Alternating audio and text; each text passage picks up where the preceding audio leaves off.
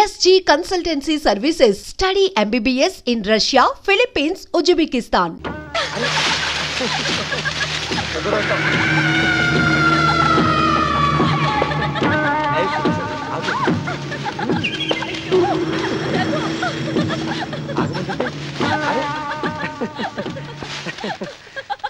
అయ్యో రఘు, నా మాట విను.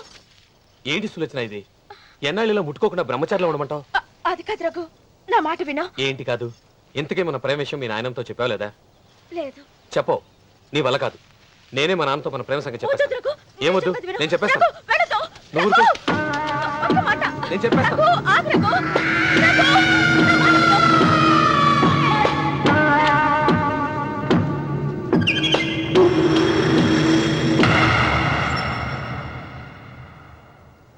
నువ్వా? నేనే. ఎందుకొచ్చావు? నువ్వు మా నాన్నని చెప్పిన రాక్షసుడివి అంటావు. వెంటనే వెళ్ళకపోతే నిన్ను చంపేస్తాను అంటావు కదమ్మా.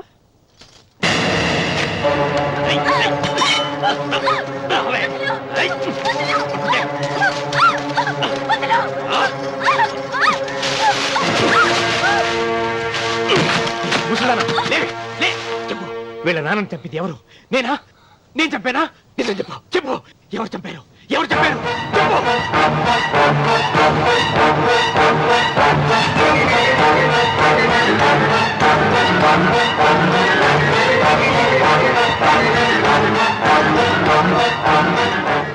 ఎన్నాళ్ళు ఈ నిజం ఎందుకు చెప్పలేదు? నీ ప్రాణం కాపాడడానికి. నీకు నిజం తెలిస్తే నిన్ను చంపేస్తాడేమోనని భయంతో నీకు చెప్పుండదు. పాపానికి ప్రాయశ్చిత్తం కావాలమ్మా. దానికి మార్గం నేను చెప్తాను. మనం ప్రతీకారం తీర్చుకోవాలి. నీకు రఘు దక్కేలా నేను చేస్తాను. నీ తండ్రి చావుకి పగ తీరేలా చేస్తాను. ఆలోచించు.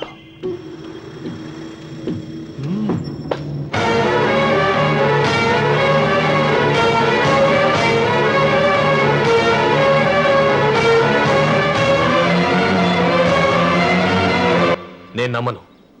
మా నాన్న దేవుడు. మా తాతయ్యకు జరిగిన అన్యాయానికి ప్రతీకారంగా పొలాలు స్వాధీనం చేసుకున్న మాట నిజమే, కానీ హత్యలు చేసే అంత దుర్మార్గుడు కాదు మా నాన్న. అందుకే చెప్పాను, నువ్వు నమ్మలేవు, నన్ను మర్చిపోమని. సులోచన, అదే నిజమైతే మా నాన్న నిలదీసి నిజమేంటో తెలిసాక ఆ ఇల్లు వదిలేసి వచ్చి నేను నిన్ను పెళ్లి చేసుకుంటాను. అది మహాప్రమాదం. మా మధ్యలో మాట్లాడడానికి నువ్వెవడివి? మీ నాన్న చేసిన హత్యకు 14 ఏళ్లు శిక్ష అనుభవించిన వాడిరా. నీకు నా మీద జాలి రావాలి కానీ కోపం వస్తుందేంట్రా? మీ నాన్న మనస్తత్వం నాకు బాగా తెలుసు. నువ్వు నాగసులోచన ప్రేమించుకున్నారని తెలిసిన వెంటనే వీళ్ళిద్దరినీ చంపేసి వీళ్ల పొలంలోనే పాతి పెడతాడు. నా మాట విను, ఇంకేం ఆలోచించుకో. నా మాట విను.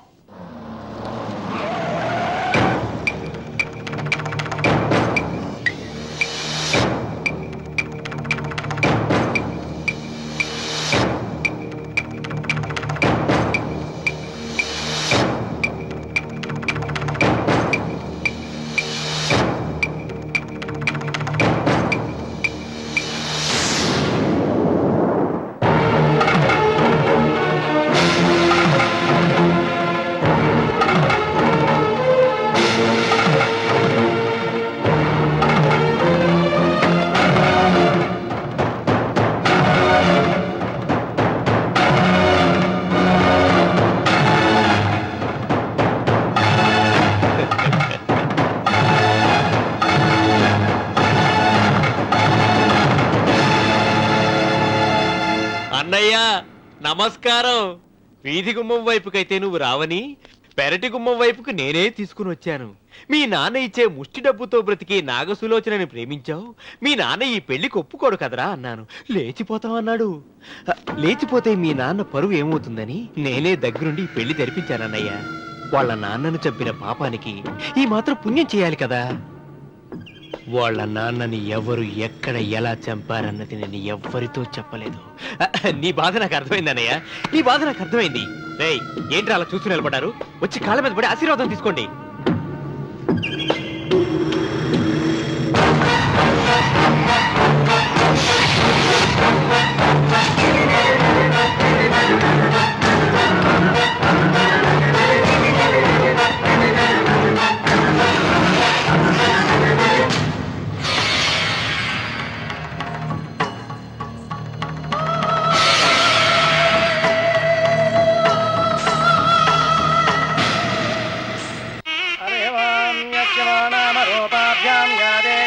సర్వమంగళాదయో సంస్మరణాత్మూంసాం సర్వతో జయమంగళం. శ్రీమంగళగౌరీ దేవతాయై నమః. అమ్మా, తమ రెండో కోడను కూడా తీసుకొచ్చి కూర్చోబెట్టండి. అలాగే. లంబోదరాంగ్రద్వయమంబగ శ్రీ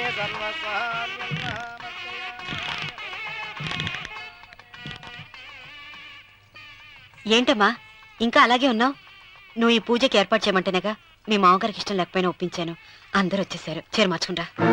నాకున్న చీరల్లో ఇదే మంచిది. నా దగ్గర పట్టు చీరను తీసుకో. మీరు కట్టి విడిచిందా? లేదమ్మా, కొత్త పట్టు చీర ఉంది. వద్దులేండి. పోనీ నాగలైనా పెట్టుకోమా. మీరు పెట్టుకోక మిగిలినవా? కాదమ్మా, నా దగ్గర 7 వారాల నగలున్నాయి. దేవుళ్ళకు కావాల్సింది చీరలు నగలు కాదు, భక్తి. వస్తున్నాను, పదండి.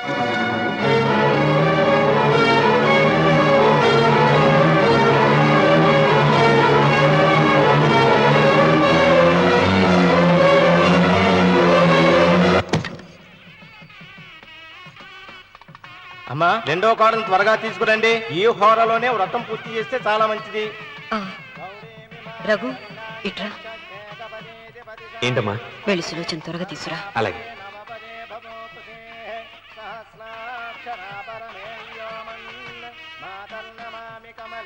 ఏముంది? రానుందమ్మా. ఎందుకని? ఎందుకని ఇంతమంది అడుగుతున్నారా? ఈ వ్రతం పెట్టింది ఎందుకు? నా పెద్ద కోడలు కోటీశ్వరరాలు, అందుకే 25,000 రూపాయల పట్టు చీర కట్టుకుని 10 లక్షల రూపాయల బంగారం ఒంటి మీద వేసుకుందని గొప్పగా చూపించి, నా రెండో కోడలు ఏమీ లేదన్న నమ్మడానికి కదా. మాట్లాడక. అమ్మా, నీ కొత్త పట్టు చీర నగలు తనకివ్వమ్మా. ఇస్తానన్నాను రా, తానే వద్దంది. అయ్యో అయ్యో అయ్యో, ఎంత అబద్ధం! ఇస్తానన్నారా? మీరు ఇస్తానన్నారా? చూసారా ఎంత అబద్ధం ఆడుతున్నారు?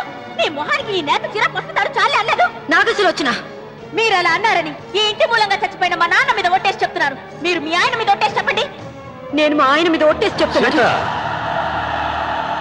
ముత్తైదువులను పిలిపించింది పసుపు కుంకుమలు గాజులు ఇచ్చి పంపటానికి గాని, ఈ ఇంటి 4 గోడల మధ్య జరిగిన దానికి సాక్ష్యాలు రుజువులు ఇప్పించి పంపటానికి కాదు. నాగసులోచన, ఈ ఇంటికి 2 సింహద్వారాలున్నాయి. దేవుడిని ప్రేమించే వాళ్లకు ఒక గుమ్మం, దేవుడిని ద్వేషించే వాళ్లకు 2వ గుమ్మం. నీ ఇష్టం వచ్చిన గుమ్మం వైపు నువ్వు వెళ్ళవచ్చు.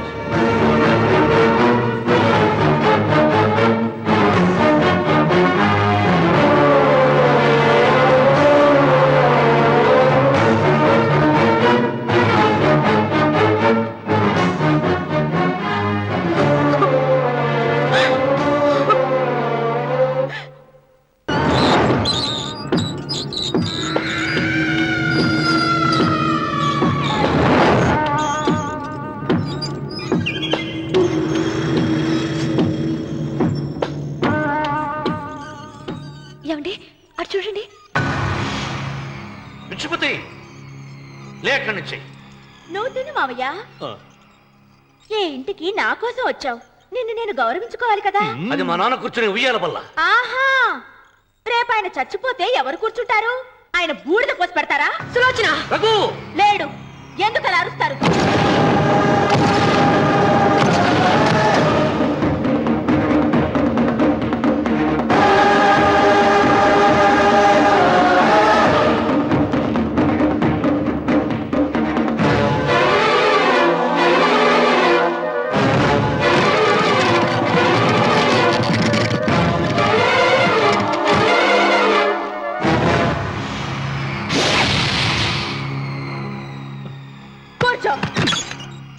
నువ్వు ఈ ఉయ్యాల బల్ల నుంచి లేచావంటే నన్ను చంపుకు తిన్నట్టే.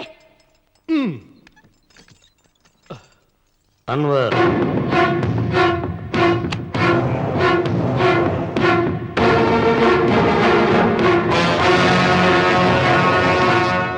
నువ్వు కూర్చో మావయ్య. సులోచన, బుద్ధి లేకుండా ప్రవర్తించకు. వేప చెట్టుకు పాలు పోసి పెంచినా అది చేదుగానే ఉంటుంది, కానీ తీయగా మారదని ఆయన ఎన్నిసార్లు చెప్పినా ఆయన మాట వినకుండా నీ అడుగులకు మడుగులెత్తాను. ఆయన ఎవరనుకుంటున్నావు? ఈ ఇంటికి పెద్ద. దేనిలో పెద్దండి? హత్యలు చేయడంలోనా? పక్కవాడ పొలాలు ఆక్రమించుకోవడంలోనా? వీధిలోకి వెళ్లి పసిబిడ్డని అడిగినా చెప్తాడు ఆయన ఎంతటి నీచుడో హంతకుడోనని.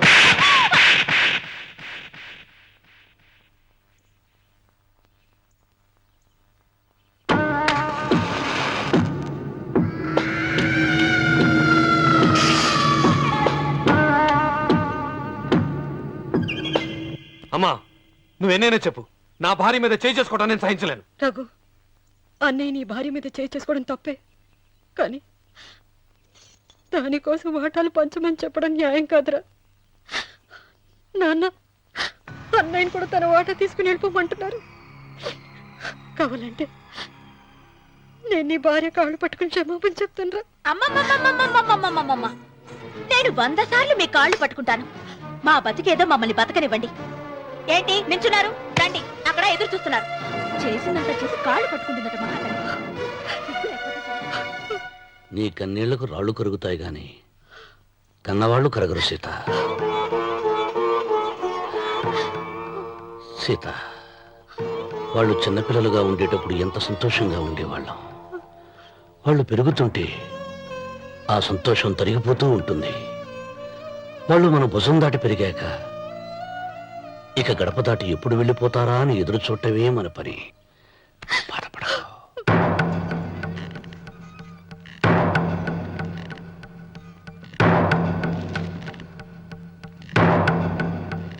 ఇదేంటి లాయర్ గారు, ఆస్తి మాత్రమే 3 వాటాలుగా రాశారేంటి? అమ్మ నగలో నాకు వాటా ఉందిగా. ఆ నగల గురించి కూడా దీంట్లో రాయండి.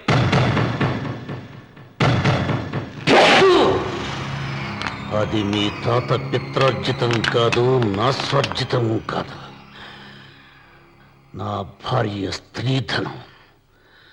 అందులో వాటా ఎవరికి రాదు, లేదు. ఓహో, అమ్మ గదిలోకి వచ్చి ఏడిస్తే నా మీద ప్రేమ అనుకున్నాను. నగలివ్వాలని ఏడుపా. ఈ ఏడుపేదో నన్ను కనక ముందు ఏడవాలి.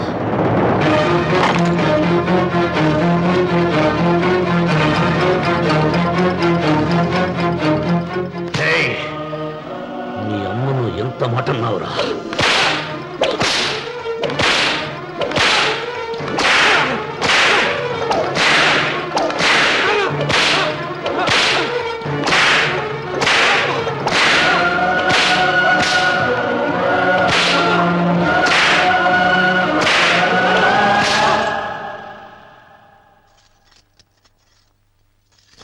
మీరేం పెద్ద మనిషండి, పెళ్ళైన కొడుకుని కొడతారా?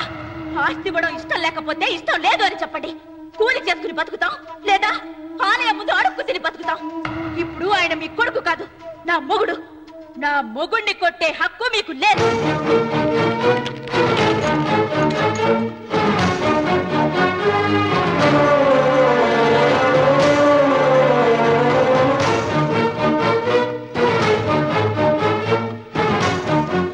రఘు, నీకు కావాల్సింది ఈ నగలేగా, తీసుకొచ్చాను. తీసుకోరా. వద్దమ్మా, వద్దు. కాదన్నయ్య. వద్దమ్మా, నా మాట విను. ఒక తల్లి కడుపున పుట్టకపోయినా నన్ను అన్నయ్య అని పిలిచావు. నా ఇల్లు నీకు పుట్టిల్లమ్మా. ఆడపడుచు బతికుండగా పుట్టిన నగలు పంచడం శుభం కాదమ్మా, శుభం కాదు. రే రఘు, ఆ నగలి బదులుగా నా పొలం, నా ఇంట్లో బంగారం అంతా నీకు ఇచ్చేస్తాను. తీసుకెళ్ళిపోరా. అలాగే లాయర్ గారు, అవి కూడా రాయండి.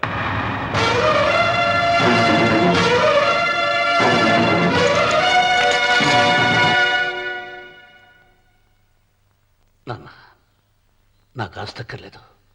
నేను మీతోనే ఉంటాను. మరదల్ని కొట్టే సంస్కారం ఉన్న కొడుకుని ఇంట్లో ఉంచుకునే సంస్కారం నాకు లేదు. వెళ్ళిపో.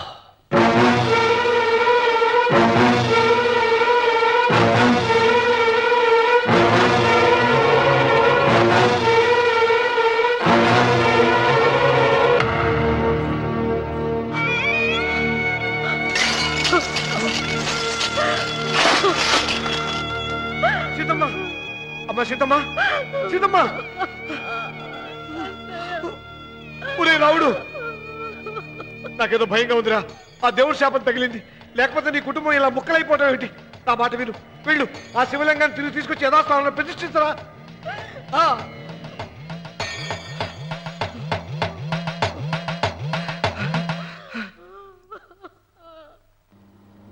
ఇదేమిట్రా రావుడు, శివలింగాన్ని తీసుకొస్తానని బయలుదేరి ఆలయం దగ్గర తీసుకొచ్చావేంటి?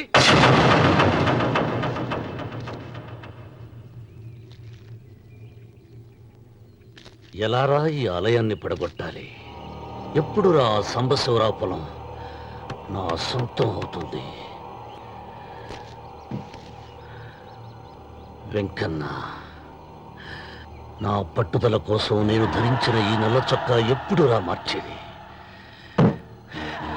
ప్రతీకారం కోసం ప్రమాణం చేసి వేసుకున్న నా తండ్రి మొలతాడు ఎప్పుడురా నా మెడ నుంచి ఊడిపడుతుంది? వెంకన్న, చెప్పరా, ఆ ఆలయాన్ని పడగొట్టి ఉపాయం చెప్పు. ఇంత జరిగినా కూడా నీ అహంకారం తగ్గలేదురా? నారు పొయ్యకుండా నీరు పెట్టకుండా ఈ ప్రపంచంలో పెరిగేది ఒక్కటే, అహంకారం. అది నా సొంతం.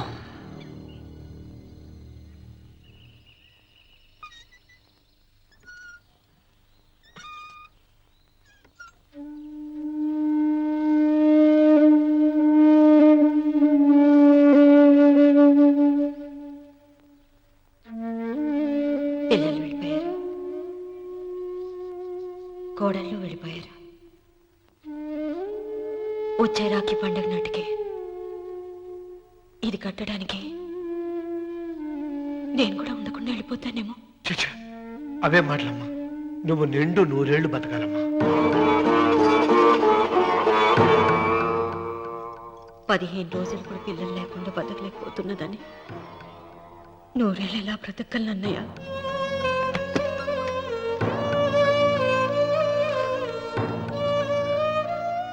వీటి కోసమేగా మా పిల్లలు ఇద్దరిని ఇంట్లోంచి వెళ్ళగొట్టారు.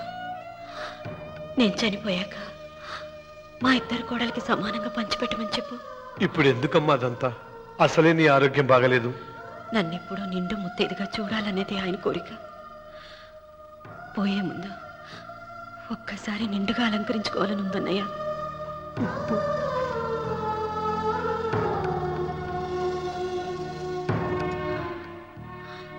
ఈ అన్నయ్య లేకపోతే నా ఈ కోరిక తీరేది కాదు. నీ చేతులతో అలంకరించన్నయ్య.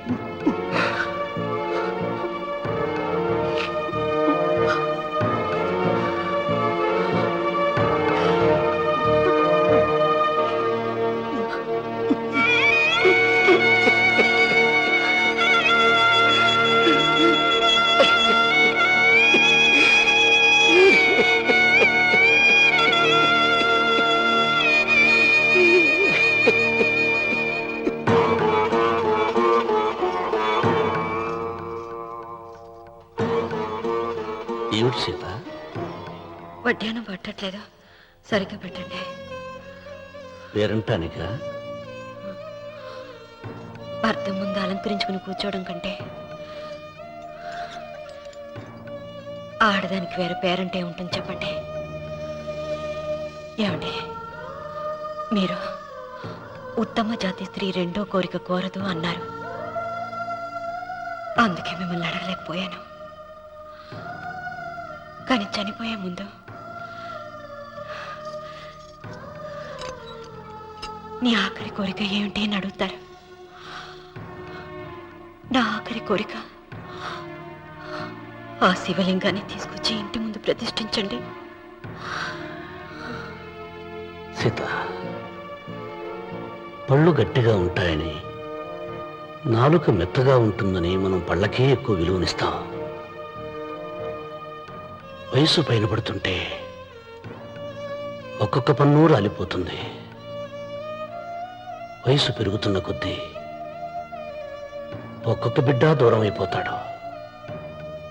కానీ నాలుక మాత్రం భర్తకు భార్య లాంటిది, భార్యకు భర్త లాంటిది. బ్రతికినంతకాలం తోడుగా ఉంటుంది. బిడ్డలు దూరం అయిపోయారని ఏదోదో మాట్లాడుతున్నావు. సీత, నా మీద కోపం వచ్చిందా?